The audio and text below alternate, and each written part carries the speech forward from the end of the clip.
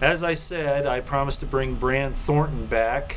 He has a really good handle on this financial world and how it operates and what it's doing to us. And I just want to remind everybody of, and I know you already know this, but what was the one time that Jesus got upset enough to where he resorted to physical violence?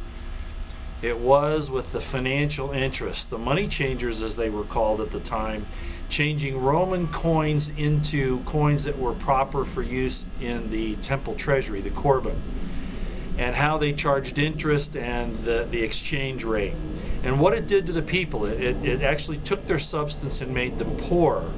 And that's an important concept to understand. When you steal a person's substance, you are in fact stealing a portion of their life force. That is truth. And I want you to listen to Brand today and think about that and think about what's happened, because we are living in one of the most evil times of history. Now, he's going to explain some things that have happened and things that will have happened or will happen, and how it's all interrelated. And I hope you take note. And then I'll have a few comments afterwards. Okay, here we go. Okay, and as I promised, here's Brand Thornton. He's going to give us a rundown on the financial system and how it enslaves us and what we can do about it, especially the problems with the Federal Reserve. He is one of the initial pioneers in trying to get this system resolved as far as giving us our freedom back, returning it to the people. And so I'll just give it over to Brand Thornton now. Brand, go ahead and let us know a little bit about what you'd like to give to us today. Well, thank you, Roy. And to all my fellow Americans out there, it's a wonderful Sunday, but there's things that are on the horizon that we've got to be very concerned about. Right now, we're going through a government shutdown, which I do not think is all that bad of a thing. I look at most of them as misplaced welfare recipients that actually don't provide a single thing for us. They think they're indispensable. They want you to believe they're indispensable, that we can't survive without them, and that's the furthest thing from the truth. We decided to get back to basics. KISS. You've all heard of KISS. Keep it simple, Sam. And I think that most Americans, if they really had a grasp on how this financial system works, that there'd be a revolution tomorrow. Well, folks, we came up with a little illustration here to describe the paradigm that we are in. And I'm sure all of you will recognize what this is. It is a checkbook. It has a ledger in it to help us keep it balanced. The paradigm that we are in is, if I give this checkbook to somebody else, and every time I write a check out of it to pay for goods and services, I have to pay it back to them with interest. That's the exact scenario that we live in today under the Federal Reserve. Just think about that. Just think about that. It's the same exact situation. And if I can interrupt here, Brand, it'd be the same thing as if you're actually giving them the money in your account and they charge you for being able to use your own money. They actually charge interest to you for using your own money. Is that correct? That is correct. And with all this compounding interest, it gets more ridiculous every day. A $16 trillion debt. Can you imagine the kind of interest that we're paying on that? The fact of the matter is that during the Grace Commission, during the Ronald Reagan administration, they researched how much money that we actually, or how much money that we pay in taxes actually goes for the maintenance and upkeep of this country. Not one dime. It all goes to pay interest on a fraudulent debt. So that's the paradigm we live under. So every check that you've written and you have bought goods and services, and specifically goods, is subject to, number one, repossession, and if your house, foreclosures. How would you feel about that? Obviously you would realize that I'm a thief and I've been stealing from you, and none of you would stand for that. I just described to you exactly how the Federal Reserve banking system works. Number two, keeping it simple. All true wealth comes from human production. It doesn't come from government. It doesn't come from any government agency. It doesn't come from anybody but the American people, or anybody gets out and produces something with you. You know, whether you build it with your hands, or you work for a company that builds it, or whether you're a truck driver delivering goods, a Pizza Hut delivery boy. Those are goods and services. That all comes from people, okay? And we need a medium of exchange. And I said this in our last video that, let's say you have a bunch of dental work done and you owe your dentist X number of dollars. If you go down to him and you try to give him a bunch of chickens or a cow, in case you're a farmer, or whatever you have, you try to do some bartering system, he's not going to want it. We live in a streamlined, progressive society where not everybody lives on a farm, or not everybody has access to ranching commodities like cattle, things like that. You want to be able to go down to the store and have a medium of exchange that you can buy your chickens or your eggs and your steaks and your milk and things like that. So that's all money is good for, is just a medium of exchange and goods and services. Now, the federal government doesn't even give you the money. It's a privately owned banking institution, and is owned by what I call the elite white European aristocracy, and specifically I'll name the big name, and that's the Rothschilds. And these people are subhuman, but they own our banking system. They own 8 major banks that are all part of the Federal Reserve banking system, and they set up this Ponzi scheme. And a Ponzi scheme, or a pyramid, if you don't understand, is ultimately all the wealth ends up at the top of that pyramid. And I find it interesting that you're seeing all these Illuminati symbols all the time from your Hollywood type people. Athletes are always running around going like this. Well, that's the pyramid. And anyhow, getting back to it, a Ponzi scheme or a pyramid is when all the wealth ends up in one spot. Bankers, or the banking system, always makes money, regardless of what the situation is. When the economy collapses, they repossess everything. They repossess real wealth. Homes, vehicles, whatever you have. They take it from, they call it repossession, which is an abuse of the English language. They never possessed it in the first place. The only thing they actually possessed was a Ponzi scheme.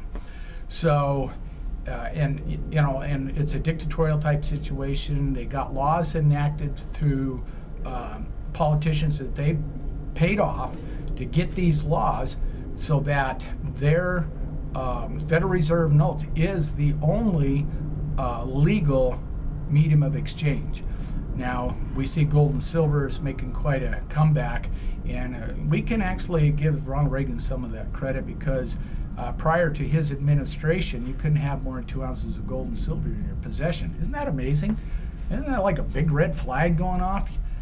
I mean, where does government get that kind of authority to tell you what you can or cannot own, especially in something that is considered has been considered money for thousands of years in all countries? It is respected in every country in the world and every time as a medium of exchange in goods and services. So anyhow, they print this money. They don't print the interest. It's all guaranteed by the American taxpayer to be paid back with interest. It's a hopeless situation. Now, it's hidden in plain sight. Every day we hear about they keep wanting to raise the debt ceiling. Well, there's one big reason why this Obama administration wants to raise the debt ceiling right now, is they just don't have the money to enforce Obamacare. And this Obamacare will be the greatest dictatorial law that has ever been passed. It will strip you of every God-given right that you have. You will become total slaves to this elite white European aristocracy, which Obama is basically a puppet to. So, it's hidden in plain sight. We hear about it every day, raising the debt ceiling. Did you ever ask yourself, who do we owe? Who do we owe?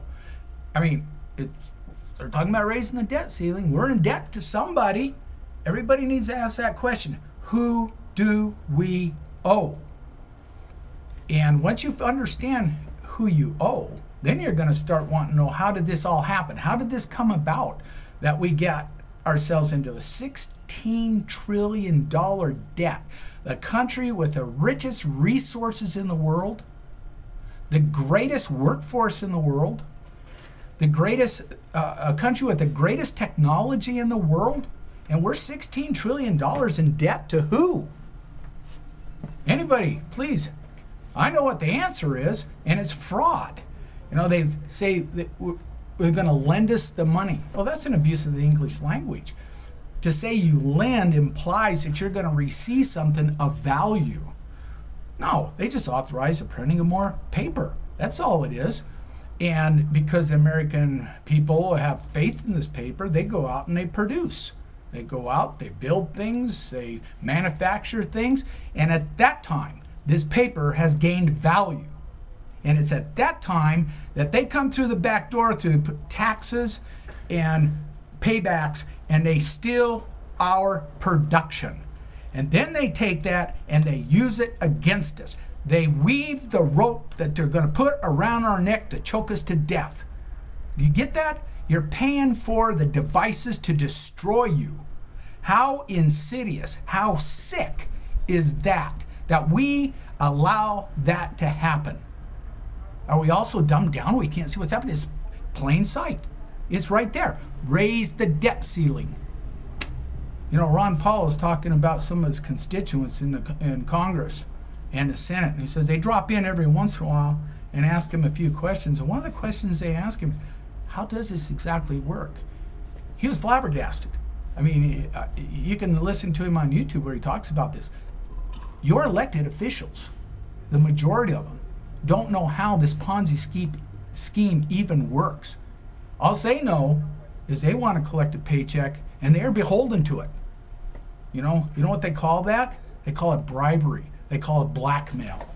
That's what it's called. And you know, it's about time we, as American people, we wake up and we do something about it. Now, what is it we can do about it? We've reached a point where there's really only a couple things we can do about it. You know, I've had a lot of friends that were in the military, and one of the things that they are taught when you're a foot soldier is you never, ever allow yourself to get in a position that you cannot get out of. You start fighting the moment you realize that your position has been compromised. Actually, you fight before that. You do not allow your position to be compromised. Okay? We have been compromised. And if all you have to do is look around at the events that's happening in the world, mainly the United States, the militarization of our local law enforcement. I mean, good grief. Every time you turn around, just like this Miriam, this young black lady there in D.C., give me a break. She made a mistake. She was confused. And you got half a dozen guys pumping bullets into her car, and she's got a little 2-year-old in the back seat. And what kind of people think that way? What kind of people will allow themselves to be coerced to enforce unconstitutional laws? You see the results of it just in that thing alone. And it happens all over America. It happens every day. So, yeah, we're in a mess. And so getting back to what I was saying, how do you fight it? You do it, this is what I'm doing here. You educate everybody you can. I've elected to drop out of the system. The IRS, the Internal Revenue Service, I've talked to them several times. The ones you talk to, they're just minions. They don't even understand the law. You know, there's a few out there, and once they did, they got out of it, like Joe Bannister, Mary Jackson Peel, a few others. When they realized that they were still on the plantation, I love Sherry Jackson Peel. Yeah, as a black lady, I got the greatest respect for this woman. And you know what she said? You know what she said to America? Let's get off the plantation. For all you white people out there that got yours, and you need a black woman, and I'm not disparaging black women, but as far as society goes, they're probably the most looked down at all. She had more guts, more kapuza, more gonads than 99% of the white people in America today. Okay? That's in your face, America. That's in your face, all you elite white men that will not stick up and do one single thing for your country. You know, half you people, the majority of the people that go into the military is just for economics because they can't get a job anyplace else. You know, they got to become misplaced welfare recipients like so many other federal employees. So, okay, I'll back off of that just a little bit. As you can tell, I get riled up on some of this stuff because some of my role models, believe it or not, are people like Sherry Jackson Peel and others, Thomas Sowell, Mr. Carson, which Obama sent the IRS after to shut him up. So here we are. You know, D-Day, high noon is upon us, and we got to do something.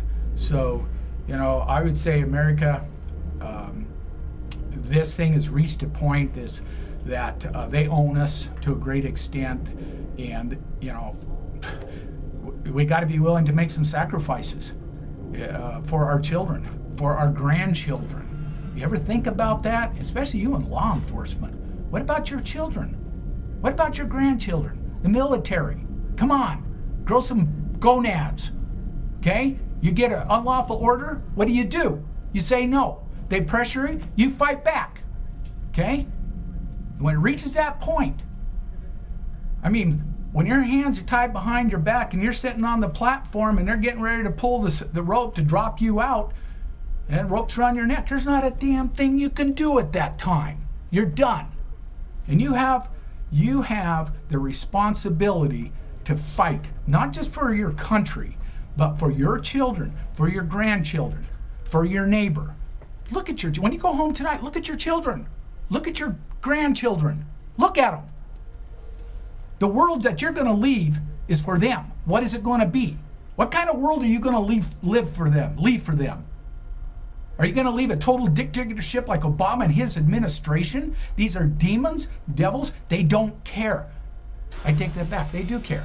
They care in this way. They want to kill you and your family. You overpopulated the world as far as they're concerned. You are a consumer. You have stripped Mother Nature bare, and they want to get rid of you. Okay? This world, they have actually said, this world is theirs. Remember that. When you go home and you look at your children, your grandchildren, when you look at your neighbor, the people that you go out and you barbecue with, and you have a few beers with, and you talk to, and you put your arms around them, and you tell them how much you appreciate them and love them, they are in danger. You are your brother's keeper. Not just your family, but you are also your brother's keeper. And you have a responsibility to your fellow Americans. So many of you took an oath of office, to uphold the Constitution of the United States, to defend it against all enemies, both foreign and domestic. And anything that goes contrary to the Constitution of the United States is slavery, is dictatorship, is death, it is destruction. Those principles never change. They are eternal. As far back as you want to go in history, look at what dictators and tyrants had tried to do to enslave people in any way they could. And financially is the number one ways that they enslave people, just like Roy was talking about. Usury. Jesus got so upset, he flogged them, he overturned their tables in the temple, and they threw them out because they were stealing from the people, and that was going to go to the Romans, and the Romans had their sword over Israel's head, the children of Israel at that time. So, anyhow, I think at this particular time, I would like to thank Roy.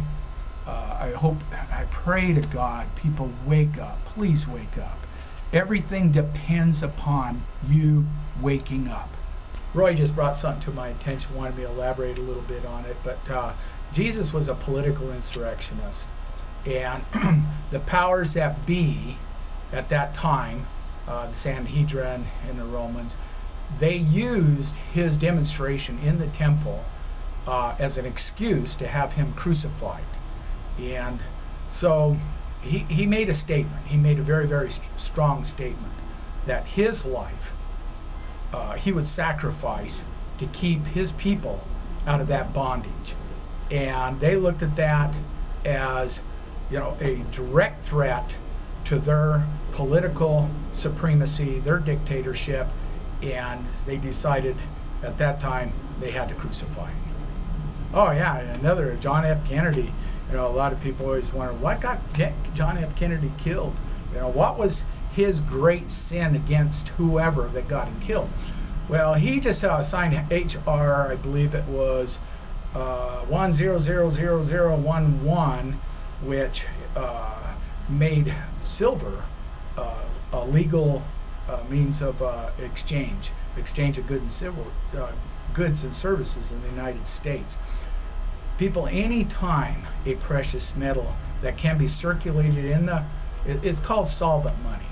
And now that we're on to the subject, Obama is doing everything he can right now to shut down gold mines across the nation. They just had a big raid on a gold mine somewhere with SWAT teams, EPA SWAT teams were in. This is just the beginning. Because anytime you have a medium of exchange that these people cannot control, it circulates in the system, and goods and services are freely exchanged with this medium of exchange.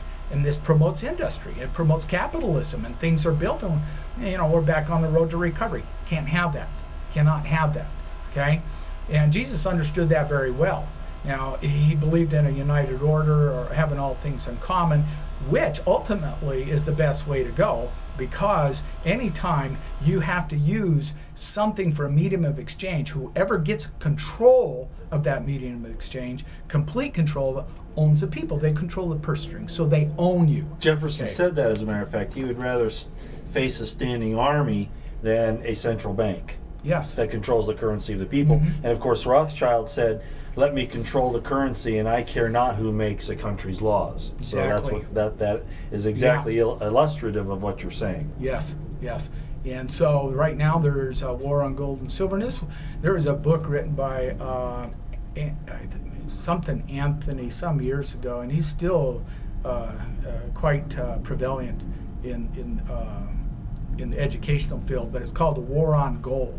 And he brought up a real interesting thing. Just about the time the gold mines in northern Nevada were coming online, the bankers realized that there was a huge amount of this gold available. It's called molecular gold, and it was starting to come into the financial system, and was being used as a medium of exchange. And there's an old saying that good money always will replace bad money. Specie money, fiat money, all paper is bad money, okay? And gold and silver is good money. And this was exactly what was happening. And the world bankers saw this as a threat. At that particular time, gold was going for like $280 an ounce. They put $7 trillion of gold on the open market. And that was paper, it wasn't for real. Yeah, it was considered you could use it to get gold for it. In other words, you could exchange it for gold. But the gold didn't actually exist. They created this in paper. And it drove the price of gold down tremendously. The interesting thing is these gold mines never missed a beat. They never did miss a beat. And then the Clinton administration got the word from up above that you got to do something about it. Well, they actually did everything they could. They forced every one of these guys working on this mine to get a federal firearms license because they were handling blasting powder. Okay, they forced it. Well, guess what? They did it. They went and got their FFL licenses, and then they got together with the Sierra Club, and the Sierra Club. How hilarious that was! They filed lawsuits against the state of Nevada, stating these gold mines were taking place on lands where there was a very distinct subspecies of mule deer. I mean, this is how desperate they were. And Nevada Department of Wildlife was forced into doing some research, and I forget who the commissioner was at that time, but it was kind of, actually, it turned out to be very hilarious. He said, we've never even seen a deer on any of those lands. So they were absolutely desperate. So again, this gives you an idea just how important this solvent money is, because here's how it works, folks. As the buying power, the purchasing power of precious metals goes up, it stimulates mining. Okay, there's a lag time there. It takes some time to pull it out of the ground, and it goes to the Federal Gold Exchange, and then it's exchanged for computer entries or actual cash. The point being, it wasn't borrowed. And if you have an unlimited bank account or an unlimited bankroll, which gold and silver is, they will eventually lose. And because of modern technology, the amount of precious metals coming out of the ground is amazing. So in Obamacare, a lot of people don't know this. Did you know there's a provision to tax 1,000% every dollar over $1,000 an ounce? What the hell is that doing in Obamacare? You telling me they don't know what's going on? You telling me that they don't have designs to destroy this economy and destroy this people?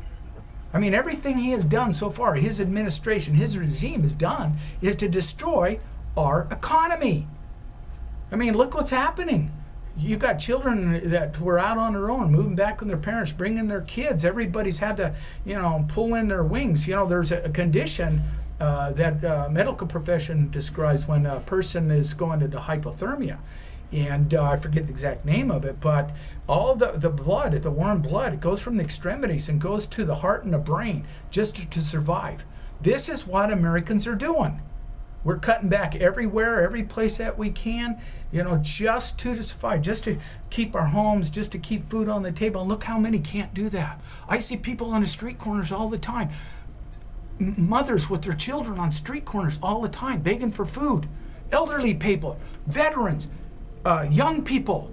It's gotten so bad, I just can't believe it. Every friggin' street corner, you got somebody out with a sign. We are brother's keepers, and we got to put this to rest. We got to stop this insidious drive to enslave us and to destroy us, because this is just, as bad as it is, this is the beginning. If you think it's going to get better under this regime, under this administration, you got another thing coming. Let me add in here, Brand, because I think it's important. I agree totally that Obama has been the most in your face with all of this, but this has been going on for a long time. And I'm obviously not into the left-right paradigm, the Republican-Democratic system that seems to give us a choice when in fact it really doesn't. They're puppets on being used by the same puppet master. This has been happening for a long time, and of course Bush with the Patriot Act and the wars in the Middle East that were basically based upon a false flag so that they could cause this. Could you address just real quick that this has been going on for a longer time than just under Obama, but Obama is actually perfecting. He's the centerpiece. He's the actual show boy for wrapping all of this up. Could you just address that real quick? Well, all we have to do is look at history. World War I, World War II. There's ample evidence they were just all false flags. That's ample evidence. We know for a fact now that Vietnam, the Gulf of Tonkin, McNamara before he died, he come out and said it was false flag. It never happened. And we seem to forget these things. It's just like give it 2 years and everybody forgets, which is really, really sad. Another interesting thing is take a look at the Davidians there in Waco, Texas. Everybody thought, there's this nutcase, and I don't agree with what he was doing, but he was well within his freedom and well within his rights to do what he was doing. He wasn't harming anybody else. And then it comes out these many years later that those people were marked for death. The evidence shows that they were executed. They were shooting them as they were trying to escape. There was a bunker there where they had put the women and children, and the women had gotten blankets, and they had soaked them with water and covered themselves and the children up. Well, and then they said they blew themselves up, except for all the evidence shown that the blast went in from the top. Military grade explosive. Yeah, they killed, what was it, 60, 70 women and children? Do you realize what kind of demons you're dealing with here? And this has, like Roy says, it's been going on. This has been going on forever, okay? And it's just getting worse and worse and worse. And we've reached a point, and I'm not going to say we've reached a point, but the Illuminati, the powers that be, have reached a point. They know their time is up. People are waking up. And the petrodollar is collapsing. That means the U.S. dollar is collapsing. That means they're running out of money. Their money will be worthless. They're not going to be able to buy off armies and navies any longer. They're mercenaries. And here's an interesting thing. When you can't pay the people that you've been employing to kill everybody, to destroy everybody, they're going to get you. They're going to turn on them, and they will destroy them. And they know that. And there will be no place for them to hide on this whole earth, in the earth, on the earth. There'll be no place for them to hide. They know this. That's why I said in the last video, it is balls to the walls with these people. They know it is a matter of their very, very survival. So, like Obama, he sold his soul a long time ago, and he's going to do their bidding. And he's not even a good Muslim. Give me a break. The Muslims wouldn't even have him. And he's absolutely not a Christian, and he's not American. He's a communist. Okay? So he sold his soul a long time ago. He'll do whatever he's told to do. He has no soul. And, this Obamacare is a perfect example of that. He knows what's in that document. And that document is just nothing but a plan for total dictatorship. That's all it is. Anything else, Roy? Yeah, finally, just kind of give us an idea of what we can or should do to get out of the way. We may not be able to save the country. Of course, we differ on this a little bit. I really honestly don't believe that there's any saving the system as it's currently put together. I do believe in saving the Constitution and carrying those values into the next world, so to speak. But give us an idea of what we can do to either put the brakes or actually change this so that we can have a hand in making the world, especially the United States, a better place, more along the lines of sustaining the individual rights of life, liberty, and the pursuit of happiness.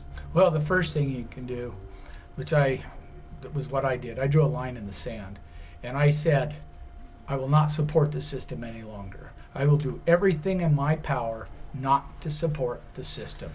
I'm not going to go out. I'm not going to get violent. I'm just not going to support the system. And I'm going to do everything I can to educate people to what this process has done to us all, to the American people. So that's the second thing. You talk to your neighbors. Talk to everybody you can. It's funny, but I'll go into these stores where I'm fairly well known. And Roy was with me the other day, and when the first thing the guy behind the counter says, "Oh, here comes Mr. Conspiracy Theorist." He goes, "What's the latest conspiracy?" And I said, "Well, it's not a conspiracy if you can prove it. If you want to hear the evidence." So, yeah, I'm pretty well known on that. I talk every chance I get. And guess what? I got a few people actually to start listening. And, that's all it takes is a few people, and they tell somebody, and they tell somebody else. And next thing you know, we get on a roll. And I think, we're supposed to be a voice of warning. The scriptures talk about that. Be a voice of warning.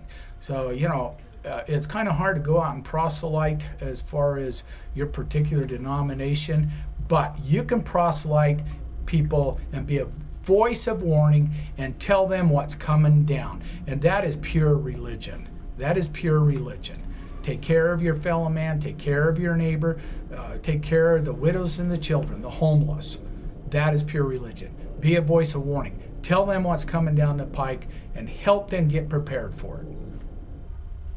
Okay, I want to thank Brand again for doing this. My weakest area is finances. I mean, I understand the idea of the checkbook, and I understand basically the concept that the banks and the principle of usury and allowing others to control the currency rather than the Congress, where it was supposed to be initially, is a problem, because then you get private interests rather than interests in the American people as a whole, and we need to get back to that. The Congress needs to take that power back and control it. Hopefully we'll be able to get some more information as things unfold here in the future. Okay? All right, out here.